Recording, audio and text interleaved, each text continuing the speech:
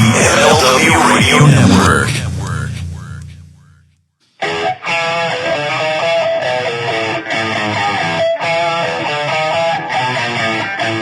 This is the Mind of the Meanie. Here are your hosts, the Blue Meanie and Adam Barnard.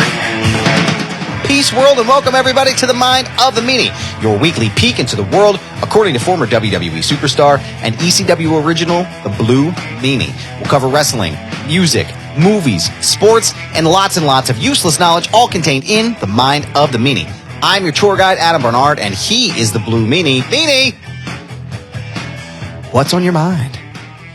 Leaving on a jet plane. I'll be back in a week. Yeah, I'm excited, man.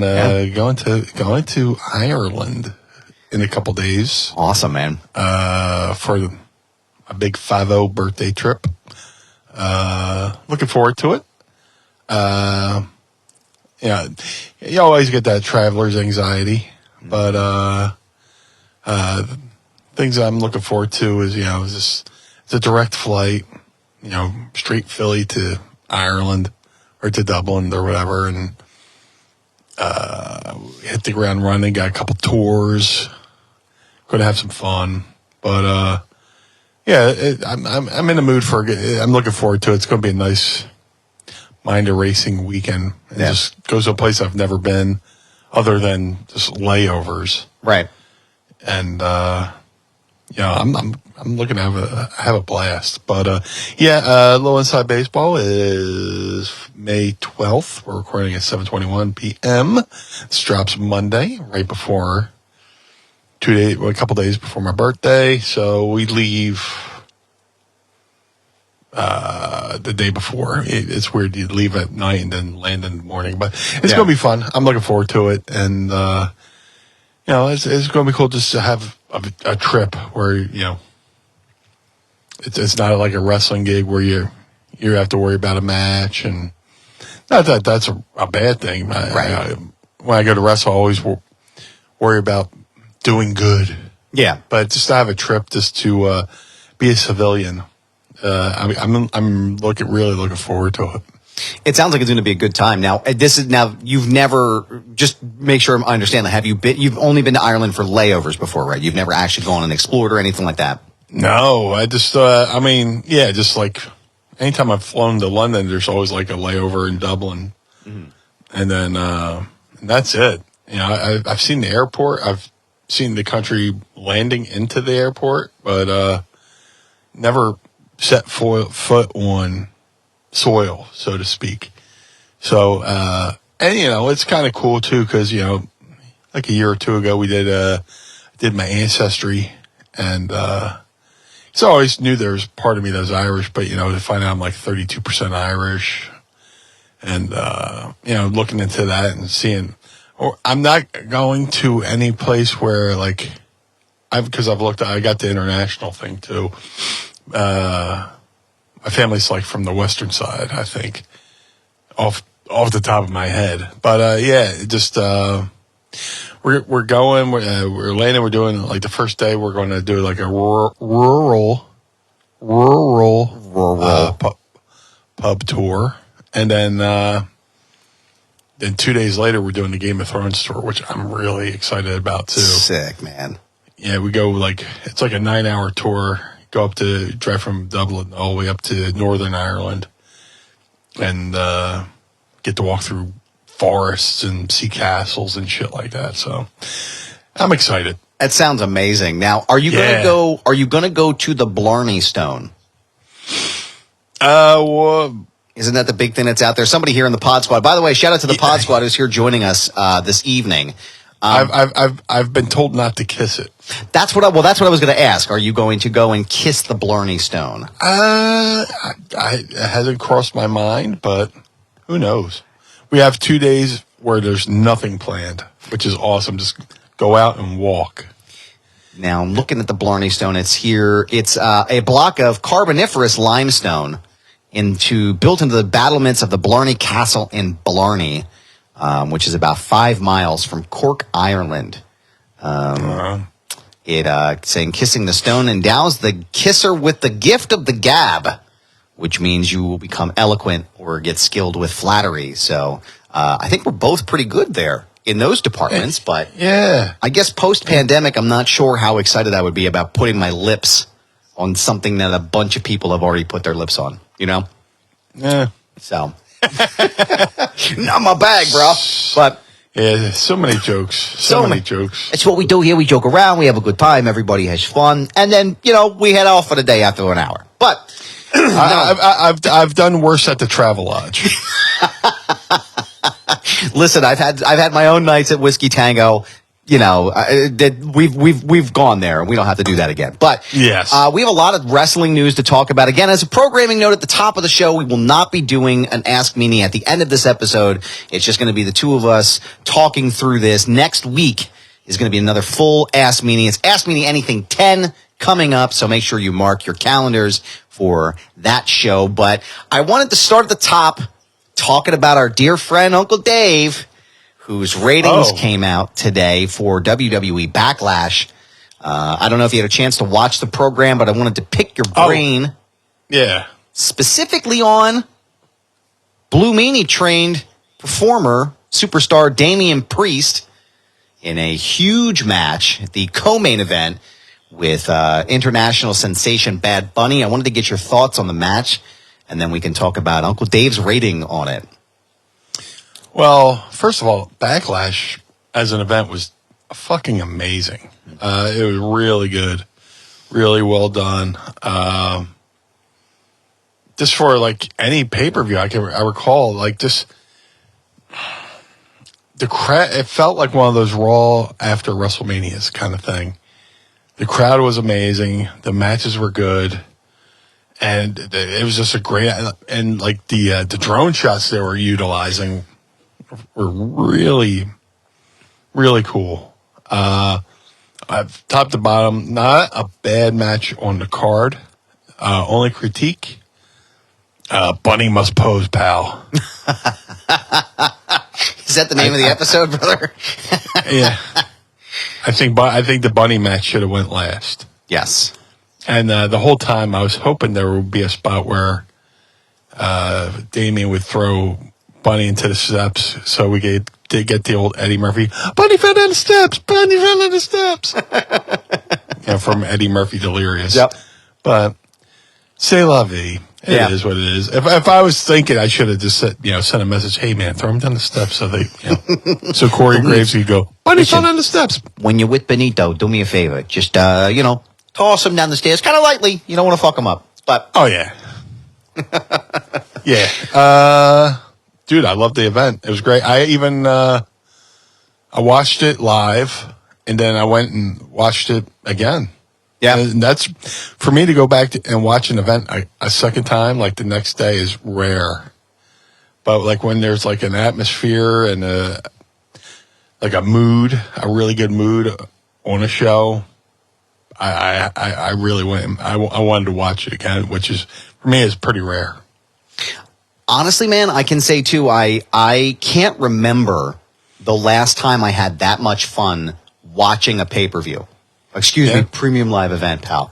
I can't remember the last time I enjoyed a show through like that too. You're right. Like there wasn't a bad match on the card. Everything was entertaining. The crowd was really engaged the entire time.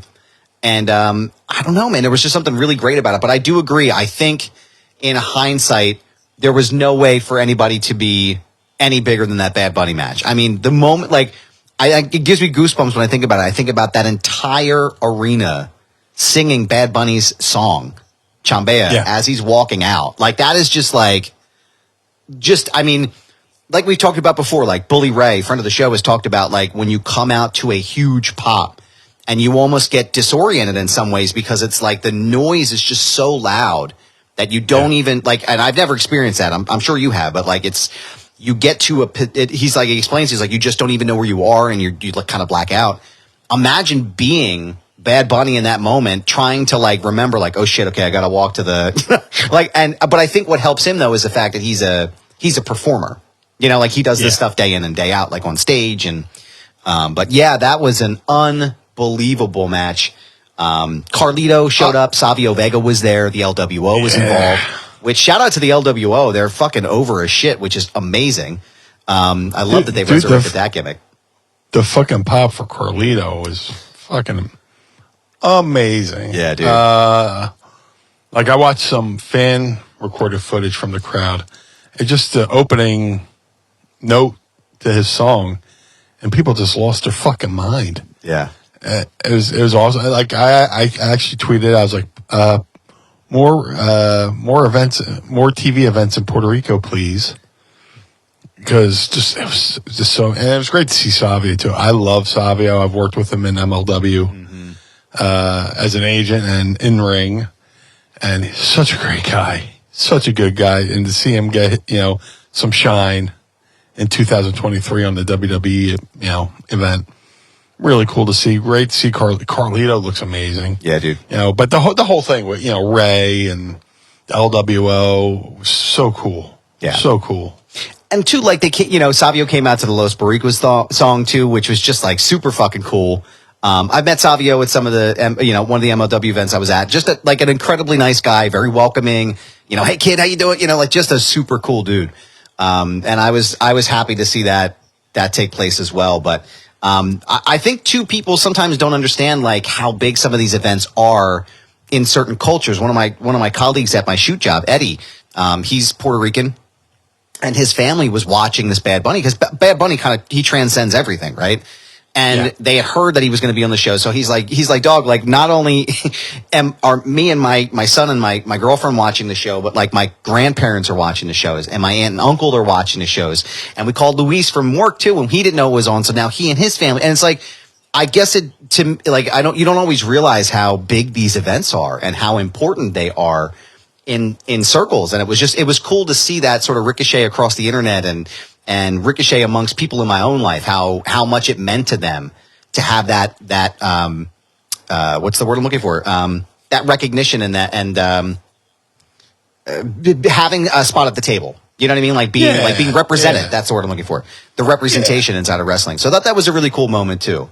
But yeah, the one thing I will say that I didn't agree with was Uncle Dave's rating. He gave it a 4.5 star out of 5. And Meanie, as we know, Uncle Dave's ratings mean about as much as a fart in church, but because they're all arbitrary, I'm not knocking Dave. I'm just saying they're arbitrary. I thought that was. Do you think it was a 5-star match? Would you have given it a 5-star match? Let me just ask you. Easily. Yeah. Just from, and not partiality because of my connection with Damian, but dude, just. Match is more than just like moves. A good match is emotion. And there's no way to, I mean, if you could bottle that emotion of that crowd and sell it, you'd be a billionaire. Just, it's all about emotion, watching people just hugging and, singing and dancing and everything along with that. And it was very ECW. Yes. In a way. In ECW, you could have a match and a couple waves of like interference, a couple things that night, and then the interference, fades away, and then you're like, oh yeah, we're still in this other thing here with Bunny and Damian, and fucking fantastic, man. It easily 5 stars because based off emotion, based off selling, and just storytelling. They built it up, that these guys were former friends, and, Damian, now is part of the Judgment Day. So he's changed his tune a little bit, since him and Bunny were last together, and he's trying to be cool with Bunny. But then, of course, we all have that one friend who crosses the line with, Dominic Mysterio, disrespecting Bunny, and Damian was forced to choose. He had to, stick up for, Dominic, Yeah. So that's, was the spark that, let this, that caused this event to happen, this match to happen. And again, that match should have been the last thing. Kind of like how Rock Hogan should have been the last match at, WrestleMania in Toronto, there's just no way to follow it, right. Just, let the hometown guy get his shine, and like I said, Bunny must pose, pal. No, I agree. I mean, there's like, and that's not even a knock against Hunter and Jericho. I just think it's impossible. It's Hunter and Jericho were both saying there's no way we could follow this match. Yeah. And I think there was a couple matches like between the main event and Hogan and Rock, and it's like, why even do this? Like, I know like if you're not going to do it, I don't know. I agree with that sentiment, but how proud are you to see Damian Priest in a role like that? Because the rumor and innuendo is that now after this match, and even slightly before, but definitely more so after, is that the company is super high on Damian Priest as a performer. He's involved now in the World Heavyweight Championship tournament. How proud are you of Damian, seeing him get his due, his what I feel like is his overdue due? It's very proud, man. I even sent him a little message saying, "Hey, man, very proud of you." Just because seeing the journey. Sometimes the journey is more powerful than the destination or the finish or whatever. Seeing him at the Monster Factory, where he was part of a tag team, and then see him work his ass off to whip himself into shape and become this fucking machine. And he's definitely got leadership qualities to him. So, to see him, help coach other Monster Factory, wrestlers, alongside myself and Danny Cage and QT. But then, to see him get his shot at, Ring of Honor, where he was great. And then, of course, he got noticed for WWE, and here we are talking about him, co-main event of a major WWE event where, that's a lot of trust. Yeah. He was kind of put in the Bam Bam Bigelow role when Bam Bam, worked LT, and when, Bam Bam led LT through that match. Right.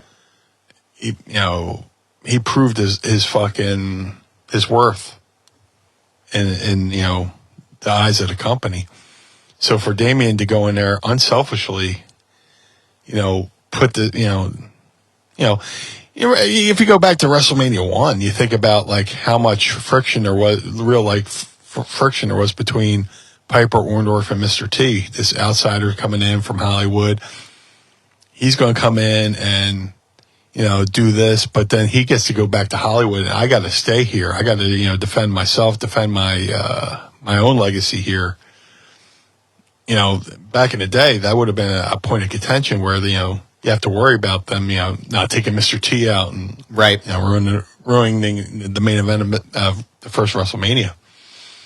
So for Priest, Damian to come in, he's a monster, and to guide Bunny through that match and unselfishly, put him over, and it was done the right way. There's no way to look weak. He still looks strong, but the fact that he was willing to do that and went through that, and hats off to Bunny too, because Bunny's working his ass off training. He's down at the Performance Center and stuff like that. So I'm very proud of Damian for all the work he's put in and all the work he's done, all the work he's put in for himself to get himself in this position, but to also make all the people around him better. I agree. I was very impressed by his performance. I've been thoroughly impressed by him as part of the Judgment Day. I remember him coming in, and it was kind of like, well, after the Bad Bunny stuff, it's like, all right, we're kind of looking for direction for him. And then Edge brought him in with the Judgment Day, and I think that like really set the tone for him, because I feel like he's one of those guys that's just always going to be, maybe not always a heel, but like maybe one of those in-between guys who like you're not really sure if he's a heel or a face. He's got that dark edge to him. I think that's the perfect place for him, as a performer. But man, he just, and also too, like selling like crazy for Bunny, during the match. I mean, it was just, the whole thing was just really well done. And then I think, actually, I'm sorry, was he in last week? I'm sorry, he was, this past Monday. He was in a banger of a match with Seth Rollins and Shinsuke Nakamura for the world heavyweight title. And I mean, you know, I just feel like every week I see him on television is a good week. So shout out to Damian Priest. He did a fucking hell of a job. I should say friend of the show, Damian Priest. Yeah. But I also want to pick your brain here on that Big Gold 2.0. I know we touched about it a little bit in last week's episode, which you should go right now. Well, not right now because you're listening to us at this moment, but when you're done, then go back to the one before. But anyway, the World Heavyweight Championship tournament continued. So after, you'll know the result at this point by the time you listen on Monday. But there's talk that Edge is going to be in the final bracket against Seth Rollins, who was the winner of the Monday Night Raw contingent for the Big Gold 2.0. Edge put out a pretty amazing video earlier this week about, you know, what a title win would mean to him and how his run was coming to an end, you know, rather quickly. And he was hopeful that he would win the title back that he never lost. And it kind of got my brain spinning a little bit. And I wanted to pick your brain on this as well, since, you know, your brain is exposed, as Danny would remind us each week. What do you think about the potential of Edge winning back a title that he never lost? It's a great story. He had the belt and then he defended it at WrestleMania. I think it was Miami WrestleMania maybe. Mm-hmm. And then he had to relinquish it because of his neck injury. So, I mean, along the lines, you know, his story's kind of like Cody's, you know. He wants to win back the belt he never lost, and Cody wants to win the belt that his dad never won. So, and I saw bits and pieces of the video. I didn't get a chance to watch it in full. My schedule's been pretty hectic this week, but I'm sure I will see it. But,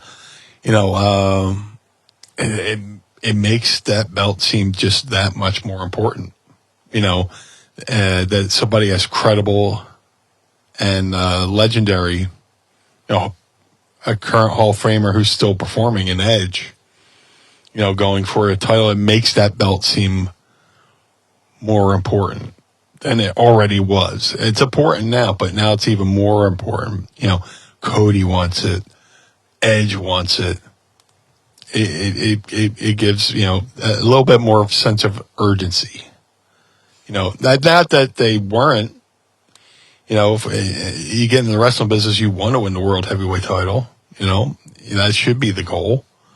But, you know, just to have these guys, you know, top tier guys talk about how important this belt is, you know, it makes it even more compelling, you know, for TV.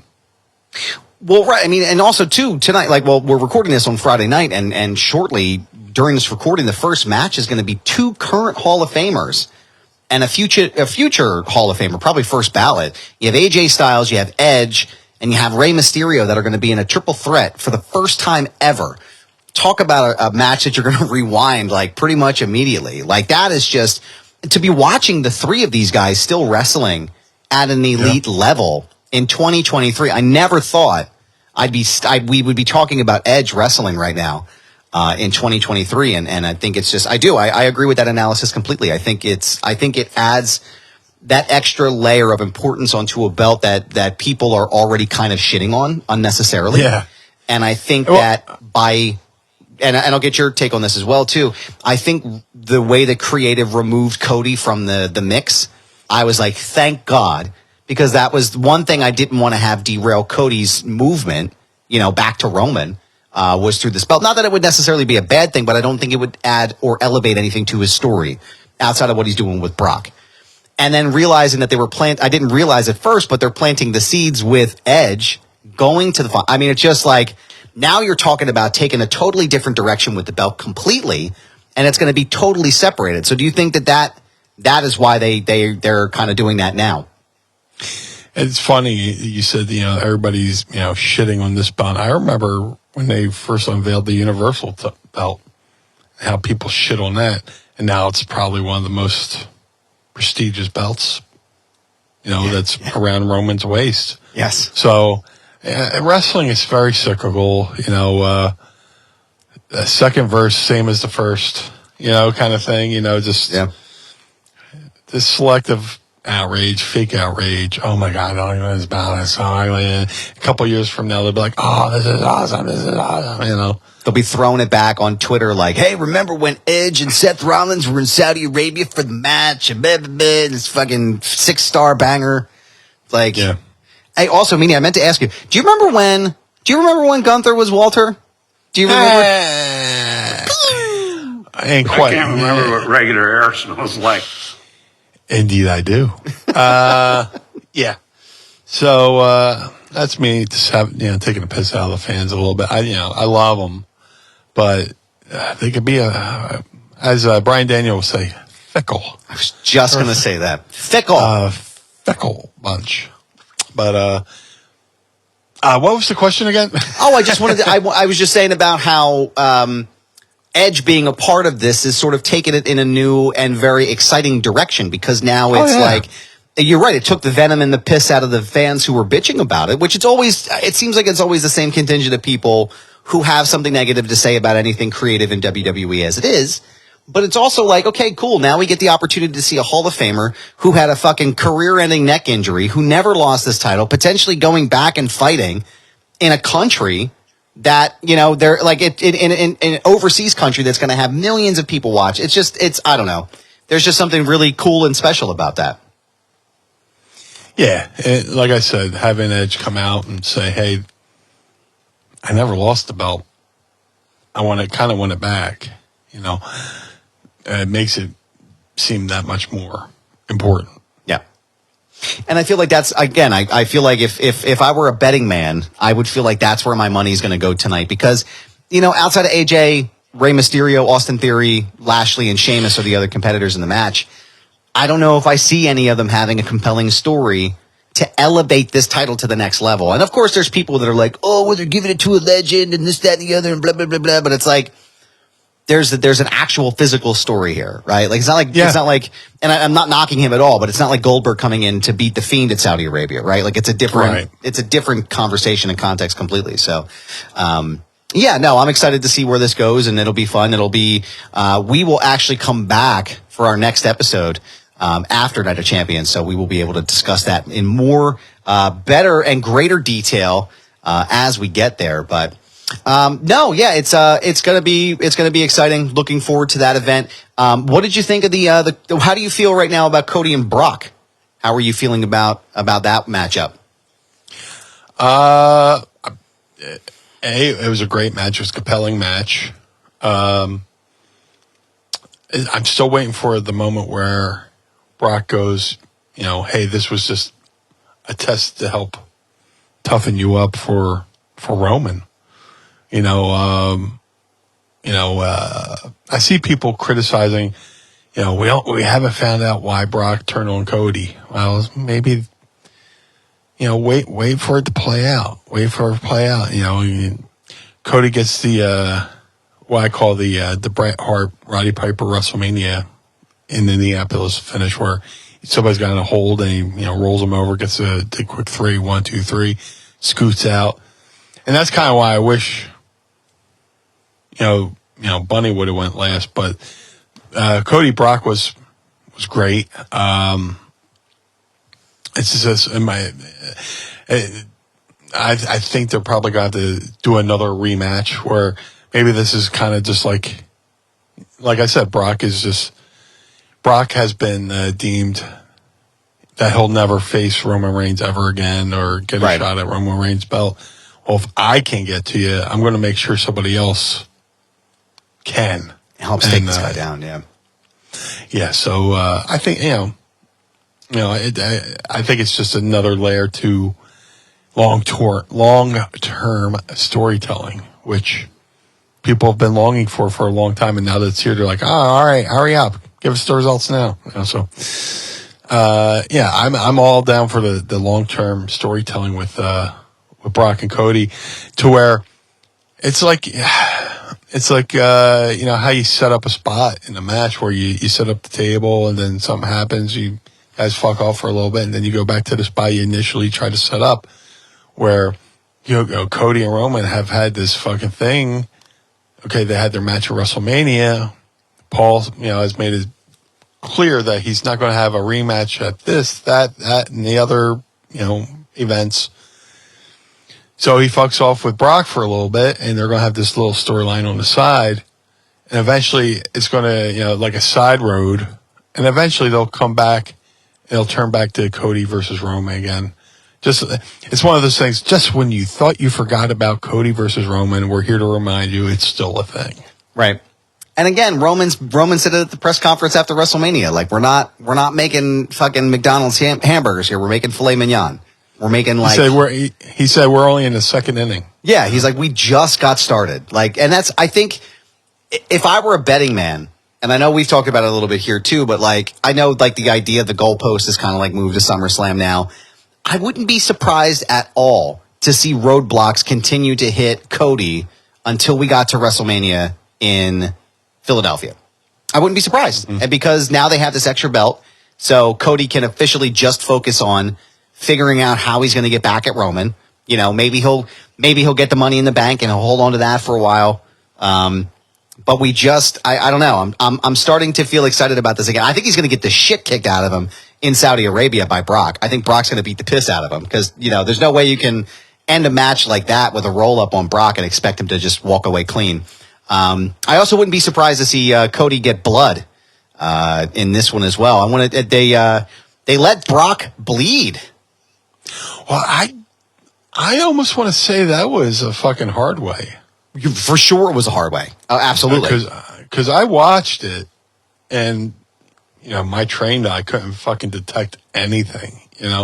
Even when Stone Cold got quote unquote hard way against Bret Hart. WrestleMania was in Chicago, whichever. You could kind of see where the window was for him to kind of get color, but I could not see where Brock would have been able to do it, So, the fact, to me, blood always, people are like, oh, you can't bleed in this thing. And, whatever. To me, when done right, it adds to it. It's seasoning. Blood shouldn't be the main course. It should be seasoning. Yeah. You sprinkle in to add a little bit more flavor, so to speak. Meanie! Yes, sir. Summer's coming. Are you aware of that? I am such a summer person. I can't wait to be on the beach. And what better way to be on the beach and with it start the summer season with a question, Meanie. Are you ready to unveil your beach bod? The question is not if I'm ready, is if other people's ready to see my body. Well, they're going to be excited to see your body this summer thanks to Manscaped. Because they are here to ensure that your body is ready for the wild with their game-changing full-body grooming and hygiene products. Don't be the guy at the beach with the Austin Powers chest hair. And if you grew some winter man tits, the least you can do is make sure that you're hairless. Because trust me, guys, we're all there right now. It was a tough winter, okay? It's time to get ready for Hot Guy Summer by going to manscaped.com for 20% off plus free shipping using the promo code MINDMeanie at checkout. Manscaped, Meanie, I'm not sure if you know, is dedicated to helping you increase your confidence and level up your full-body grooming game with the Performance Package 4.0. And Meanie, I want to know how you are getting ready for your summer body this year using Manscaped's products. Well, it's summer. I'm going to be busting out the half shirt and Daisy Dukes when I go out about town. The Performance Package 4.0 is awesome. The lawnmower 4.0, not only is it waterproof, but it's good for down below. And then, hey, you might have a little bit of unwanted back hair too that you might want to get rid of as well. A lot of people don't think about the back hair, and that's perfect for there. But the crop preserver, the crop reviver, I'm going to be turning 50 pretty soon. I need that Weed Whacker 2.0 to get the old nose hair and ear hair so I don't look like Abe Vigoda over here. Well, make sure those Daisy Dukes are looking official and fresh by using the kit. This package, Performance Package 4.0, Meanie, comes with the Essential Lawnmower 4.0 waterproof cordless body trimmer and a ton of other liquid formulations to round out your grooming routine. Because, ladies, it's not just about Little John and the East Side Boys. That's right. Sometimes you miss the gooch.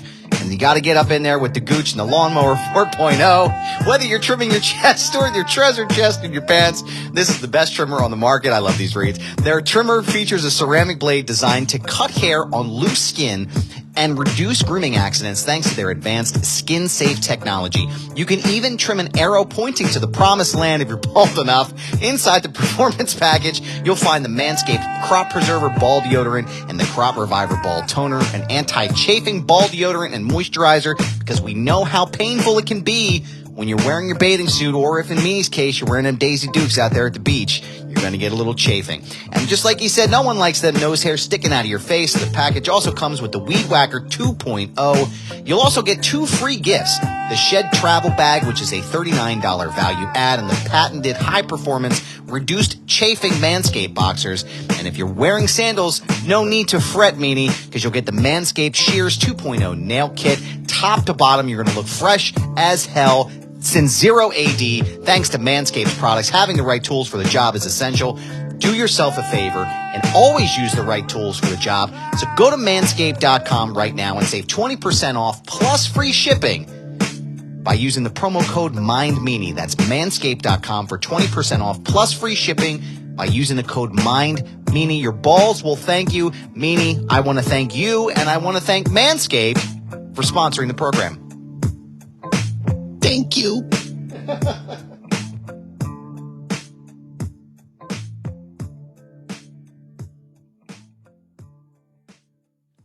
Well, I think this is because everybody always talks about Cody wanting to bleed in WWE and how they wanted to do it. For sure. I mean, if you watch that clip back, he definitely takes that ring post right to his forehead or whatever that screw piece is. Yeah. And he bleeding like a fucking stuck pig too. I was like, holy shit, he is gushing, man. But I think if I were a betting man, or if I put on my storytelling hat for a minute, I think that's how Brock gets him back in Saudi Arabia, is he fucking busts him open in the ring.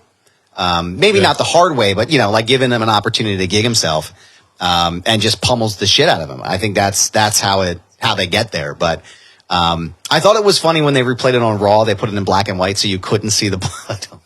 Fucking Brock, as if everybody didn't know what was on his face in the first place. But they got to pay to see the blood, pal. That's right. Got to go on the cock. USA does not want us to show blood on television. So, that's fine. That makes the Peacock footage even that much more, special. Absolutely. Because now you have to go to the app and watch. I'll say this too, real quick. Yeah. What was cool about watching the replay of Backlash, the next day, is they take out all that unnecessary fucking promo not unnecessary, but that filler promo packaging in between.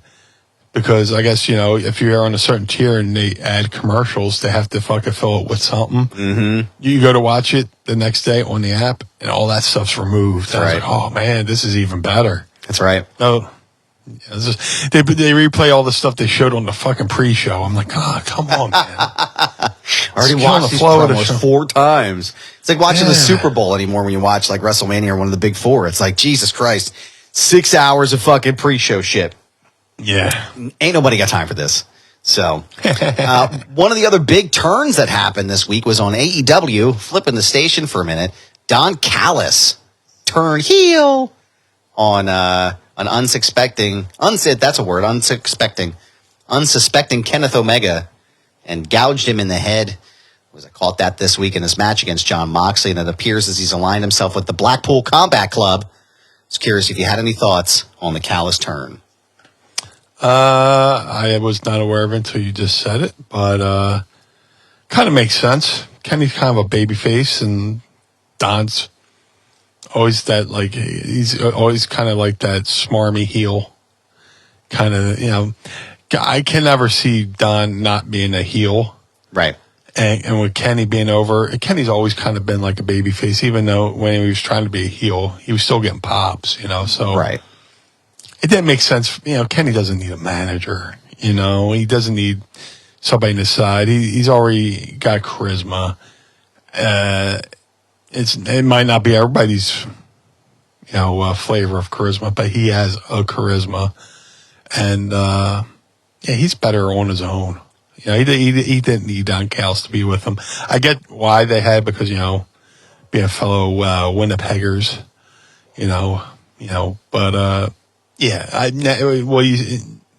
it's interesting that he would be aligned with the Blackpool Combat Club, but we'll see how that plays out. I got no opinion on that. Yeah. I'm not going to shit on something before it gets to play out, or praise it before it plays out. You know, it could go good. It could go good, be a fart in church. Who knows? Right. That's something I just got to let play out. Yeah, I agree. I don't necessarily have a dog in the fight one way or another. I'm curious to see how they're going to explain it in the storyline and kind of progress it that way. But I agree. I think Omega reminds me a lot of like Xavier Woods or Kofi Kingston. They're just like, no matter what they do, they're just always going to be over no matter what. Like they're just going to have that it factor. And I think that they're just always going to be popular with the crowd, even when they're trying to be heelish or dickish or whatever. I think they're just always going to be, it's always going to be them. So, I'm curious to see how that plays out. I wanted to play something here for you, Meanie. Something Philadelphia related. I don't know if you've watched these videos here, but there's a woman on Instagram named Olivia E. Herman, and she does these like spot on Philly impressions. And I want to get your take on it. I don't know if you've heard this one yet, but I'm going to restart it here and let me know what you think. On the line, they charged me to take a piss. All right. Oh yeah. And is it me or did those seats get smaller? I swear, Mayor. Yeah, Ron's going beep, beep, beep as I'm backing my ass in that little teeny tiny chair. Yeah. Oh, yeah, no, he's a real comedian. Yeah. I'm sitting there praying, please, Lord, get us there safely. And if not, please, Lord, blow this window open and suck this motherfucker right out. That's not the most Delco thing I've ever heard in my entire life. Yeah. Yeah, I think the rest of Philadelphia wrongly gets associated with the Delco accent. Because even to me, somebody from South Philly, the Delco accent is fucking jarring. Yes. Well, if you're not ready for a Delco accent, it could fucking make you go. Well, this is the audio for or the video for Patreon, but it makes you go. If you're not ready for it, it's like a fucking sucker punch. It's like a kick in the nuts from a baby. Just it literally just hits you right in the face. You're like, why are we doing this? Like, what? This isn't okay. Yeah. Oh, yo, dial it down. Dial it down, Bruno. Whoa, Bruno, no good.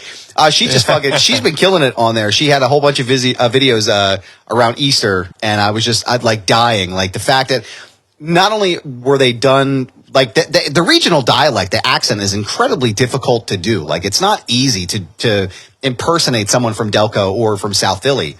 But the fact that like the phrasing and all the different little like idiosyncrasies and shit, like she's just phenomenal. Like just fucking great. Did you see that HBO show Mayor of Easttown? Yes, I did. For Kate Winslet to learn the fucking Delco accent and fucking pull it off the way she did, she should have got a fucking award for that one. They should have given her all the awards for that fucking just for the accent alone. Yeah. So yeah, I want to give her a shout on the show. Just make sure you follow her at Olivia E. Herman on Instagram. Hilarious stuff. lots of great videos there already. So yeah. But it's funny. Like I think about like even when I do my Bam impression, like it's very difficult to like. Because it's all like I tried to dissect it the other day because at the end you end up talking like this, but like you have to like screw your mouth closed almost and like push it out of your mouth, but there's like southern parts to it, and it's just like it's incredibly difficult to explain to people. They're like, wow, he really speaks like that, and it's like no one knows why they talk like that. They just do, like there's no reason for them to have a southern accent from Chester County, but yet here we are. So yeah. No, it is. I mean, would you say more people from South Philly sound like they're from Delco, or is it just like they have a whole different speech pattern? I think Delco's just a world of its fucking own. There's like some fucking bubble. Yeah. Like a visible force field that keeps that dialect there. Because I hear it. I'm not ready for it. And, South Philly's got the yo cuz yobo fucking accent. Yo cuz. Yeah. Yeah, just I don't even know if I have it, I don't know if I have a South Philly accent, even though I'm like been in the heart of South Philly for over 20 years now. But I mean, I can sort of hear, like, and people said it to me before too, like they can hear the Philly dialect in us. I would say I'm probably more Delco than you are. And that's because, I spent a lot of time in Delco, and Bucks County is basically like Delco Light. But yeah, I think you have it's almost like it's a more like nuanced, like I want to say like almost a sophisticated Philly sound, right? Like that's the sound. The way that you talk is the way that people in Delco think they talk. And it's like that part of your speech just turned up to 11. So, right. But yeah, I don't know, man. It is jarring to me. And then you meet what fucks me up is when I meet people from Delco in other states. And it's like, I left Pennsylvania and Philadelphia to get away from these accents. Please leave me the fuck alone. It stands out like a fucking beacon. Just like, it's a fucking air raid siren. Just fucking, you're like, huh? What? They're here. They found us, Meanie. They found us. Yeah. If you've ever been to a town that still has a siren that goes off for like a fire, like an air raid siren. There's some towns I go through, you still hear them. I'm like, what the fuck? How did I get here? Like, yeah. I think we were in. Is there a tornado coming? What the fuck? I think we were in San Diego, and we saw someone who had like a. Was it a Father Judge sweatshirt, or was it? Fuck, what was it? It was something. Maybe it was from Delco. It was like a school out in Delco, and I was like, no fucking way. Like I flew all the way, literally across the country here. I cannot be any farther away from Philadelphia if I tried. And here's someone with something from a fucking small section of Philadelphia here in my face, and I can't stand it. But Meanie, yes, what else is going on with you, man? Not much, man. I guess I'm getting ready looking forward to the trip to Ireland. Got an event coming up on May 27th. Shout out to my buddy Justin Daniels and his wife Penelope. They have a great couple toy stores called Farpoint Toys. They're having their annual. It's a toy show at their Mays Landing store. Their first store, so to speak. Or I could be wrong with that, but their home base at Mays Landing, and I'm really looking forward to that. It's kind of like a school reunion. Me and Justin, I've known him since 8th grade. And a lot of our old former classmates come out, to this event, and we'll just hang out and reminisce. But what's going to be even more special is I will have my bone crushing figures there, the BWO variant and the Blue Meanie variant. It'll be the first time I will be selling these in public, if you will. If you will, most people just been able to order online, but come out May 27th to Farpoint Toys in Mays Landing and buy these beautiful action figures, from the blue guy himself, and I'll sign it and all that good stuff. So, and for this event, I got a really cool 11x17 print of the concept art that I'll have at the event to make it even a little bit more special, so you get the figure in the concept art. So, that's sick, man. Yeah, it's something we do once a year, and it's really cool. It's like free to vend, free to attend. You just show up, set up a table, and sell your stuff. But Justin and Penelope invite me every year, and they have a beautiful store down there that they've kind of turned into a half museum now, just with like vintage toys and stuff like that. And they got like maybe 2 other locations that they've opened up, and I really admire what they've done.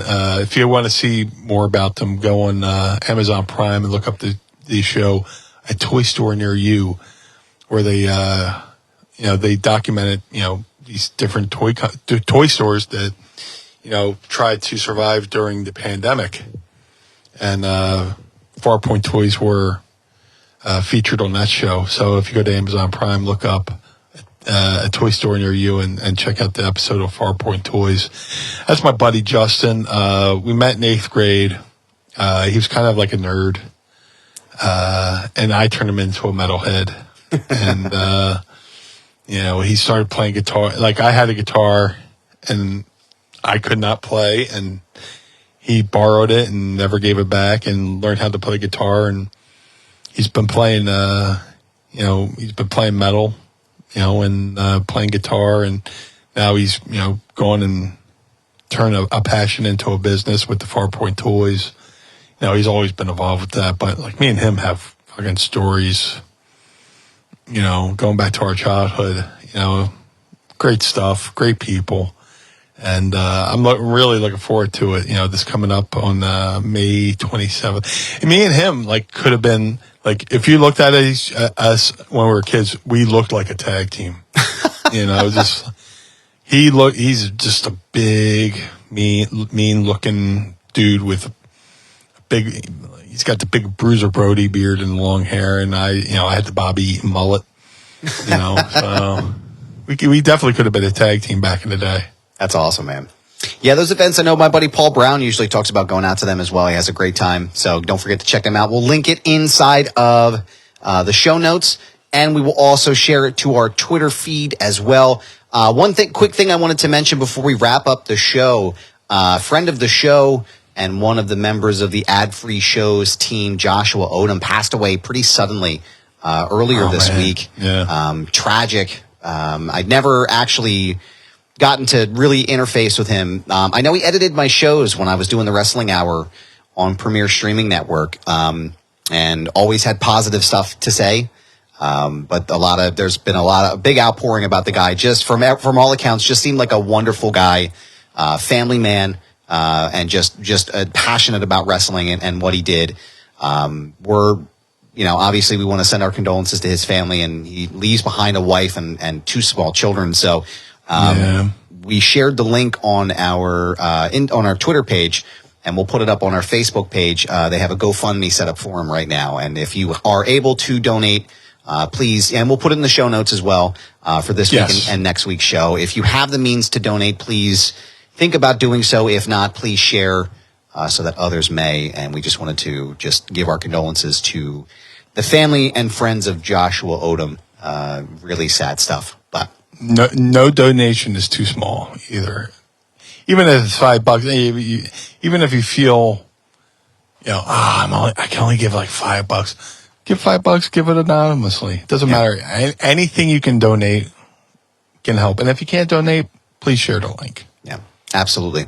Meanie, I hate to end it there, but I want to thank you for doing the program with us each week.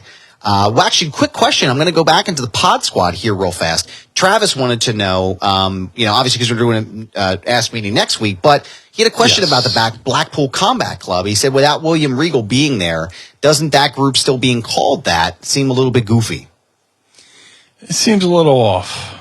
It seems that like they should have been rebranded, so to speak. And MGF knocked Regal out, right, or something. He eliminated him. Yeah. I mean, and they did nothing to rectify what MGF did to Regal. So, in hindsight, maybe it should have been like the actual members of the Blackpool Combat Club that should have took Regal out and rebranded themselves as something, just the Combat Club or whatever. It does seem a little bit different. I understand if they want to have like a nod to Regal, with the Blackpool Combat Club, but without the Blackpoolian being there, it does seem a little bit off. Yeah. Yeah, I think they're overdue for a rebrand. I am enjoying, seeing Bryan Danielson on my television screen. I really enjoy Claudio as well. So I think there's definitely still mileage left in that group, but I agree. I think it might be time to rebrand pretty soon. Just to try to stay fresh. But, Meanie, we are always fresh here at this show, thanks to Manscaped. And, I appreciate you doing the program with me. Where can, Blue, if I may, where can everyone find you on your social media? If you would like to follow the Blue Meanie on all forms of social media, Twitter, Facebook, Instagram, and TikTok, at Blue Meanie BWO. If you want to follow Blue Meanie on all forms of social media. Like I just said, Saturday, May 27th, I will be at the annual It's a Toy Show event at Farpoint Toys, Mays Landing, New Jersey, where I'll have the bone-crushing figures to sell in person. Come on out. It's a great event. There'll be food. There'll be vendors. There'll be toys of all kinds there. And myself will be there Saturday, May 27th at Farpoint Toys. If you'd like to support the Blue Meanie, go to ProWrestlingTees.com/Blue Meanie. If you'd like to support Mind of the Meanie, go to ProWrestlingTees.com/Mind of the Meanie. Collar and Elbow, the wrestling brand, go to collarandelbowbrand.com. Use coupon code MEANIE or use coupon code MIND and save 10%. Now, if you got those fashionable t-shirts, go to Mad Cat and you want to look good, smell good.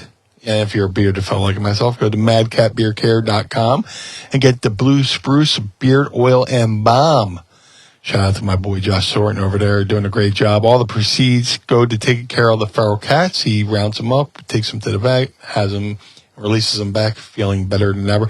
And I have to say, man, I put this stuff in my beard all the time, and it smells really good. So if you're looking, if you're a bearded fellow like myself and you want to have something that helps your beard look better and smell better, go to madcatbeardcare.com. Again, Figures Collection Bone Crushing Wrestler Series 1 variants of the Blue Meanie are available now. All Series 1 Bone Crushing figures can be ordered right now at shop.figurecollections.com. That's shop.figurecollections.com to get yourself the Blue Meanie and the rare BWO variant, which once it's gone, it's gone. If you want to have myself, a.k.a. the Blue Meanie, on your podcast, go to podstars.net. That's Podstars, PODSTARZ.net. Shout out to Jim Nilsson over at glaciersofIce.com. Jim made a 3 of 3 only handmade BWO Air Jordan 1 sneakers, custom made, I might add, for Stevie Nova and myself.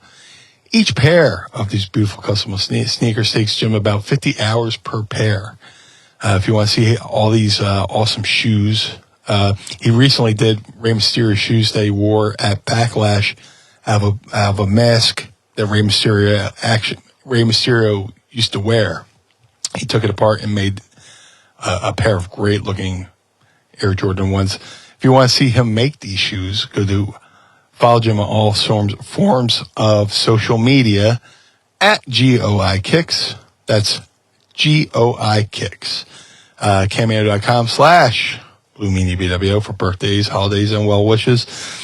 Let's help make somebody's day a little bit better over there at Cameo.com/Blue Meanie BWO. But most importantly, Mr. Barnard, where can we find you? Oh, well, thank you, sir. I appreciate that. You can find me on all forms of social media, Instagram, TikTok, trying to get on Blue Sky, and at least for right now, for the foreseeable future, maybe Twitter, if that hellscape still exists soon.